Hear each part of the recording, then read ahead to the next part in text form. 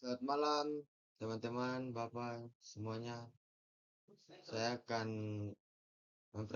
mempresentasikan atau membahas materi mekanika tanah 2 tentang penurunan. Sebelum itu, perkenalkan nama saya Brian Storus dengan NIM 2023 7973. Saya mahasiswa Teknik Sipil Unipar. Dahuluan, penurunan tanah atau land subsidence adalah fenomena turunnya permukaan tanah secara bertahap akibat berbagai faktor alami maupun aktivitas manusia. Fenomena ini dapat menyebabkan berbagai masalah seperti banjir, kerusakan infrastruktur, dan perubahan ekosistem. Penyebab yang pertama yaitu ekstraksi air tanah.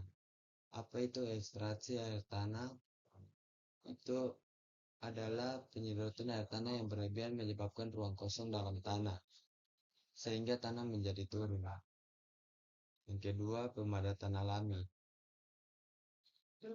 Pemadatan alami yaitu tanah yang terdiri dari material lepas atau seperti tanah lempung bisa memadat secara alami seiring waktu. Dan itu menyebabkan penurunan. Yang ketiga, aktivitas geologi. Aktivitas geologi adalah aktivitas tektonik dapat menyebabkan tanah turun atau bergerak seperti gempa bumi. Yang keempat, ada pembangunan infrastruktur berat. Misalnya seperti pembangunan gedung, gedung tinggi dan infrastruktur berat dapat menekan tanah sehingga menyebabkan penurunan. Dan eksploitasi tambang.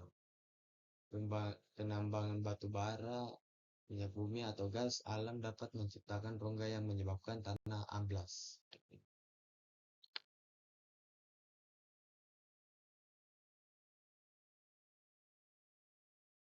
Dampak dari penurunan tanah antara lain yaitu banjir, kerusakan bangunan, gangguan pada saluran air, dan perubahan ekosistem. Solusi dari dampaknya penurunan tanah adalah yang pertama mengurangi penggunaan air tanah. Contohnya beralih ke sumber air permukaan seperti waduk, sungai, atau air hujan yang dikelola dengan baik.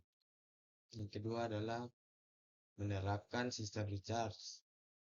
Sistem recharge adalah sistem recharge atau artificial groundwater recharge adalah metode untuk mengembalikan air ke dalam tanah secara buatan guna menjaga keseimbangan air tanah dan mencegah penurunan tanah atau land subsidence.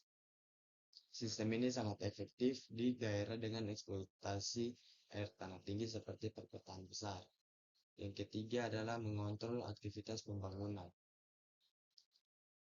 Seperti membatasi pembangunan gedung bertingkat tinggi di daerah dengan tanah yang rentan terhadap penurunan. Menerapkan konsep kota ramah lingkungan atau green city dengan tata ruang yang memperhitungkan dampak penurunan tanah. Dan mengembangkan kebijakan zonasi untuk membatasi eksploitasi tanah di daerah rentan. Yang keempat adalah memantau penurunan tanah dengan menggunakan teknologi GPS dan INSAR atau interferometric synthetic aparatur radar untuk memantau pergerakan tanah secara berkala. Melakukan uji geoteknik seperti sondir dan boring test sebelum pembangunan untuk memahami kondisi tanah. Meningkatkan kesadaran masyarakat dan pemerintah tentang pentingnya pengelolaan tanah yang berkelanjutan.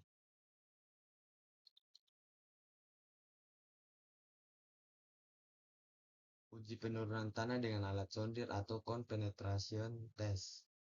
Uji sondir adalah metode pengujian tanah yang digunakan untuk mengetahui daya dukung dan karakteristik tanah dengan cara menekan batang berujung kerucut atau cone ke dalam tanah secara vertikal.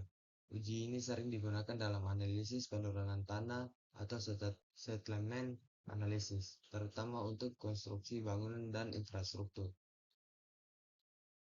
Dan dari sondir juga kita bisa tahu jenis fondasi apa yang akan digunakan untuk infrastruktur tersebut. Penurunan fondasi pada tanah granuler dapat dihitung dari hasil uji kerucut statis atau static cone penetration test. De Beert dan Martin 1957 mengusulkan persamaan angka kompresi C yang dikaitkan dengan persamaan Buisman sebagai berikut. C sama dengan 1,5 G E per PO dengan C sama dengan angka pemampatan atau angka kompresibilitas. QC sama dengan tahanan kerucut statis atau sondir. PO sama dengan tekanan overburden atau overburden efektif.